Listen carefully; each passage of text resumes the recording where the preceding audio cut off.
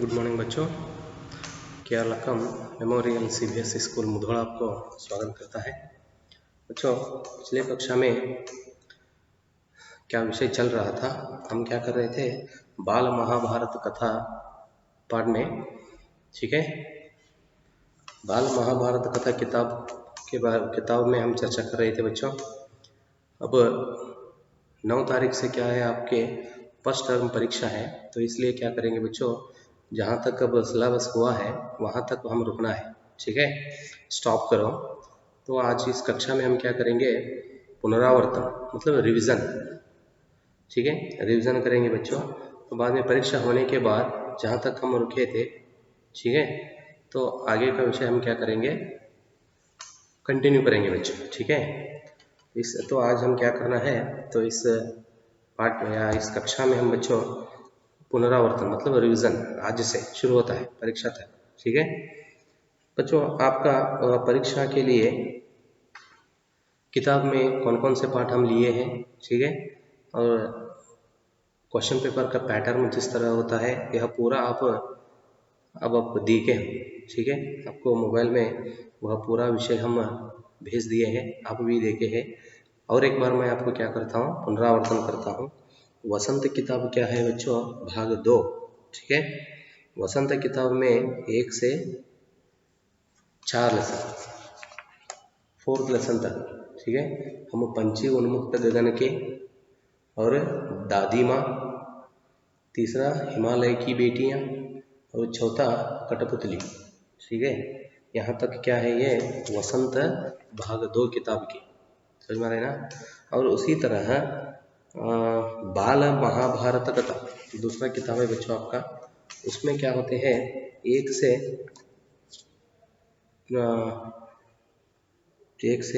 6 lesson, ठीक है।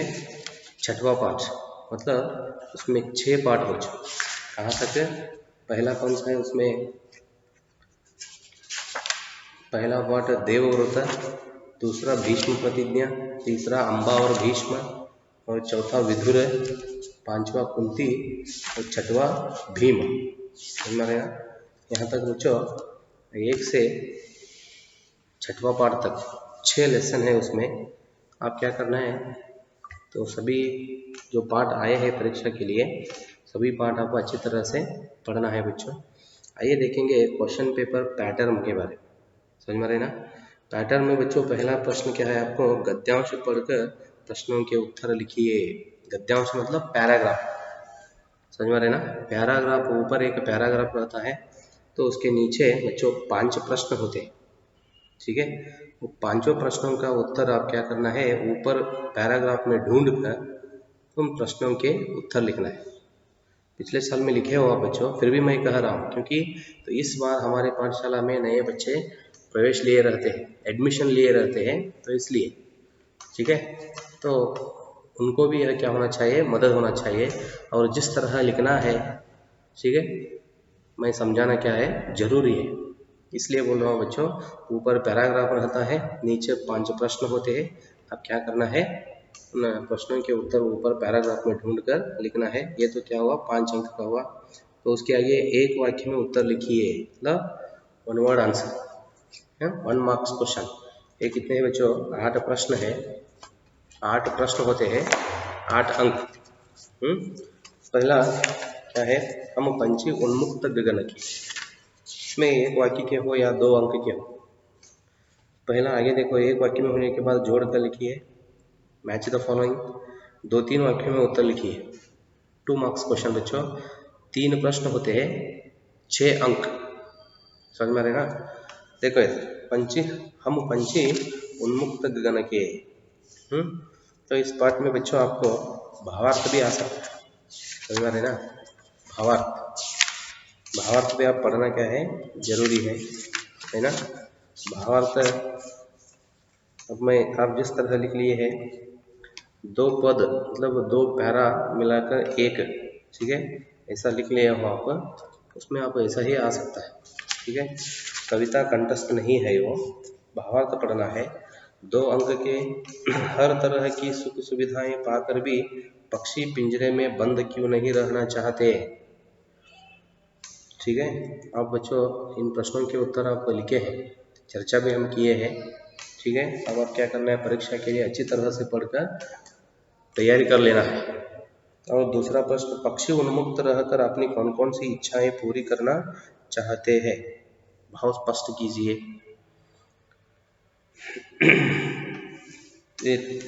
कौन कौन सी इच्छाएं पूरी करना चाहते हैं, दूसरा प्रश्न। तीसरा, भाव स्पष्ट कीजिए। या तो क्षितिज मिलन बन जाता या 33 हांसों की डोरी। इसमें दो प्रश्न देखो बच्चों, कौन कौन से हैं, पहला और दूसरा, समझ में रहे ना। इसमें दो प्रश्न, पहला और दूसरा, ठीक है। अब क्या करना है, वो दोनों प्रश्न पढ़ना है। तो ऐसा होता है कि मैं प्रश्न क्यों दे रहा हूँ, परीक्षा के प्रश्न मतलब आपको क्यों चॉइसिंग रहता है बच्चों, चॉइस। अब 3 प्रश्न देता हूँ, उसमें 2 प्रश्न पत्र में ऐसा ही रहता है, 3 प्रश्न, किन्हीं 2, समझ में रहे ना, किन्हीं 2 प्रश्नों के उत्तर लिखिए। 3 प्रश्न थे। उसी तरह अब इधर मैं आपको पहला और दूसरा प्रश्न दे रहा हूँ, उसमें एक आ सकता है, ठीक है। इस तरह 2 हुआ। और भाषा की बात, ठीक है, मतलब व्याकरण भाग बच्चों, समझ में रहे ना। उसी तरह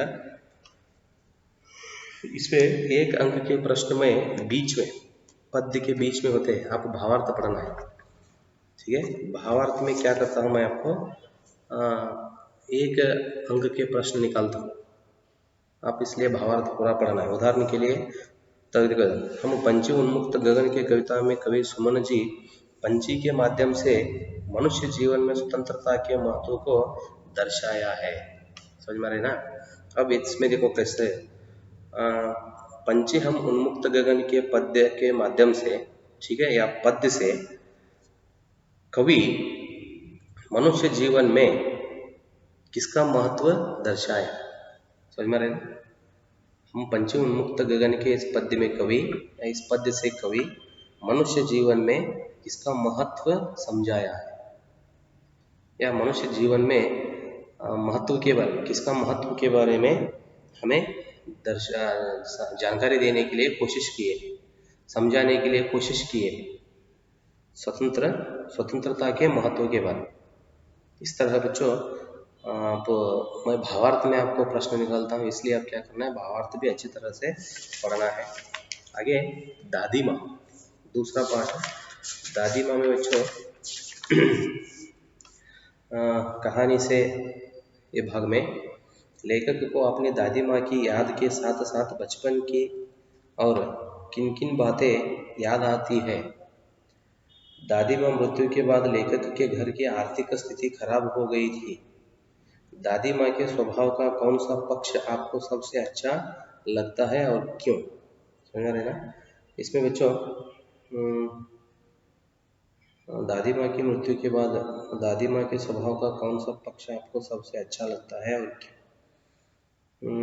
और कहानी से आगे अपने इस कहानी से महीनों के नाम पढ़े, और जैसे क्वार आषाढ़ माघ इन महीनों में मौसम कैसा रहता है लिखिए। अपने अपने मौसम की अपनी अपनी बातें होती है, ठीक है।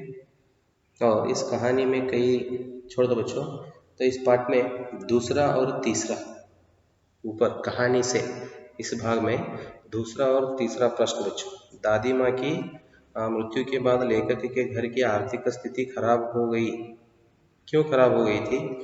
दूसरा, दादी माँ के स्वभाव का कौन सा पक्ष आपको सबसे अच्छा लगता है और क्यों, समझ में रहे ना। ये 2 प्रश्न, पहला पार्ट में 2 और तीसरा पार्ट में 2, ठीक है, 4 प्रश्न हुए। और हिमालय की बेटियाँ, दादी माँ पार्ट में बच्चों 1 वाक्य के भी आ सकते हैं, याद रखो। मैं आपको 2-3 वाक्य में उत्तर लिखिए, मतलब 2 अंक के प्रश्न जो होते हैं उसके बारे में आपको मैं बोल रहा हूँ, लेकिन पार्ट के बीच में से 1 वाक्य के 1 अंक के प्रश्न भी आते हैं, 1 मार्क क्वेश्चन। अವು ಬರ್ತಾವ್ರಿ, ನಾನು 2 ಮಾರ್ಕ್ಸಿನ ಕ್ವಶನ್ಸ್ ಬಗ್ಗೆ ನಿಮ್ಗೆ ಹೇಳ್ತಾ ಇದ್ದೀನಿ, ಬಟ್ ಲೆಸನ್ ಮಿಡಲ್ ಒಳಗೆ 1 ಮಾರ್ಕ್ಸಿಂದು ಬರ್ತಾವೆ, ಬಟ್ ನೀವು ಕ್ವಶನ್ಸ್ ಅಷ್ಟೇ ಓದಬಾರ್ದು, ಪೂರಾ ಲೆಸನ್ ಓದಬೇಕು। हिमालय की बेटियां पाठ, देखो इधर, नदियों को माँ बनने की परंपरा हमारे यहाँ काफ़ी पुरानी है। लेकिन लेखक नागार्जुन उन्हें और किन किन नामों में देखते हैं। एक वाक्य का भी हो सकता है, एक अंक का भी हो सकता है या 2 अंक का भी हो सकता है। ठीक है। एक, सिंधु और ब्रह्मपुत्र की क्या विशेषताएं बताई गई है। 2, काका कालेलकर ने नदियों को लोकमाता क्यों कहा है। ठीक है। हिमालय की यात्रा में लेखक ने किन किन की प्रशंसा की है। 3, 4, तीनों भी, चारों भी। तो ये 4 प्रश्न है कुल मिलाकर। चारों प्रश्नों का आप उत्तर ढूंढकर पढ़ना है बच्चों। ठीक है। आज मैं सिर्फ प्रश्न के बारे में बोल रहा हूँ। कल क्या करता हूँ, नेक्स्ट क्लास में प्रश्नों के उत्तर भी आपके साथ चर्चा करता हूँ बच्चों। समझ में रहे ना। ठीक है। इसमें 4 प्रश्न हुए, 1 अंक के भी हो सकते हैं और 2 अंक के भी हो सकते हैं, याद रखो। और नदियों और हिमालय पर अनेक कवियों ने कविताएं लिखी है। इन कविताओं का चयन कर उनकी तुलना पाठ में निहित नदियों के वर्णन से कीजिए। छोड़ दो बच्चों। आगे भाषा की बात। ठीक है। तो इस बात में विशेषण और विशेषण, मतलब विशेषण ग्रामर भाग में विशेषण के बारे में दिए हैं और विशेषण क्या होता है, ठीक है, किसे कहते हैं, उसके बारे में आप पिछले कक्षा में ही चर्चा की है बच्चों। विशेषण चैप्टर पर प्रश्न आते हैं, समझ में आ रहे हैं ना। देखो उधर दिए उन्होंने विशेषण और विशेषण। विशेषण के बारे में आप जानते हैं, विशेष के बारे में भी। ठीक है। इसलिए बच्चों विशेषण चैप्टर व्याकरण भाग में। आगे कठपुतली पद्य बच्चों, 3 प्यारा। ठीक है। 3 पदों से मिला हुआ एक पद्य है। पद मतलब प्यारा। ठीक है। 3 प्यारा है इसमें बच्चों। इसमें आपको भावार्थ आ सकता है, कौन सा भी एक पद का ಯಾವುದಾದರೂ ಒಂದು ಪ್ಯಾರಾದ ಭಾವಾರ್ಥ ಬರಲಿಕ್ಕೆ ಕೊಡ್ತೀನಿ ರೀ 2 ಮಾರ್ಕ್ಸಿನ ಹೌದಾ, ओनली 3 क्वेश्चंस ओनली।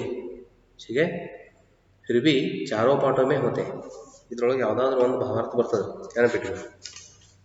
कठपुतली को गुस्सा क्यों आया, और कठपुतली को अपने पांवों पर खड़ी होने की इच्छा है लेकिन वह क्यों नहीं खड़ी होती।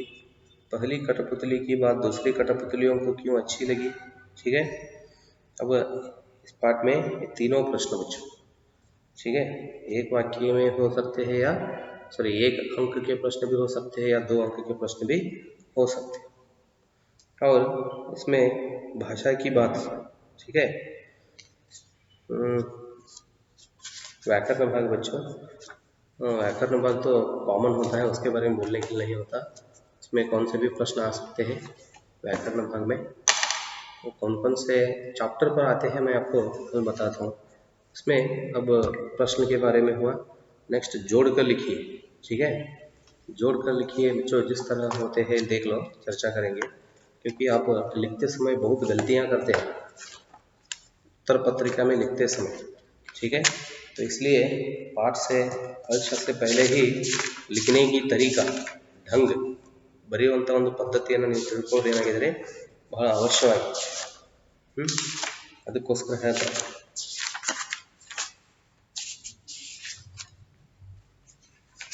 इसलिए हम क्या करना है, इस कक्षा में लिखने की ढंग जिस तरह होता है वो तो हम क्या करना है बच्चों, अच्छी तरह से देखना है। हिमालय की बीटियाँ पाठ के लेखक नागार्जुन काका कालेलकर। हिमालय की बेटियाँ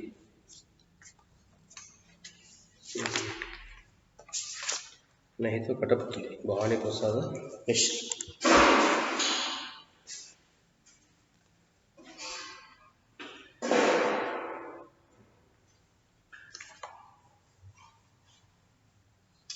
बच्चों इसमें जोड़ कर लिखी, इसके बारे में हम चर्चा करेंगे आज।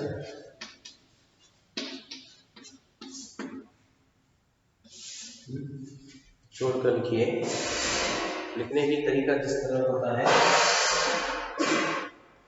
पहला इधर मैं क्या करता हूँ, आपको इधर 5 और भाग में 5 प्रश्न होते हैं, मतलब 5 शब्द।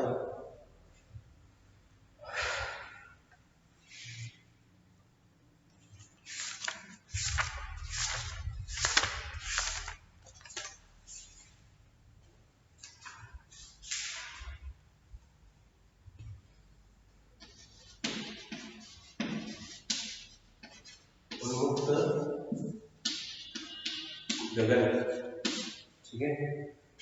और दूसरा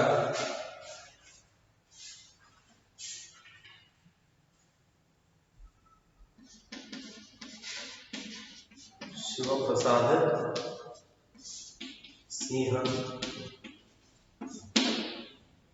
तीसरा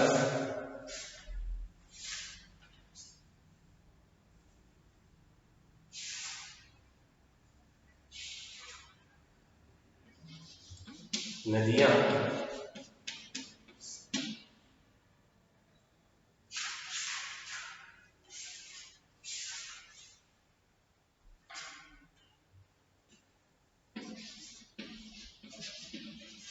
कठपुतली, और एक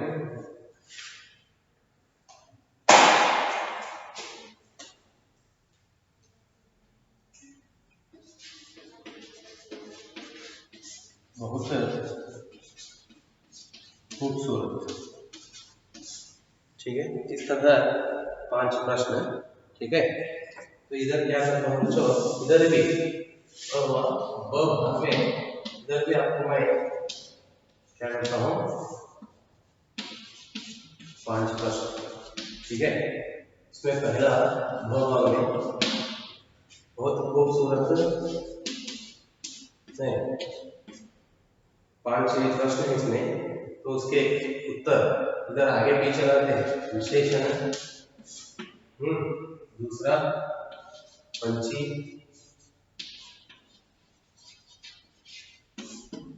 ठीक है। तीसरा बंधन में,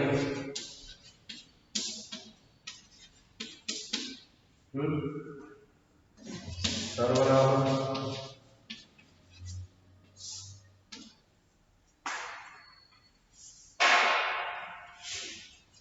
दादी माँ,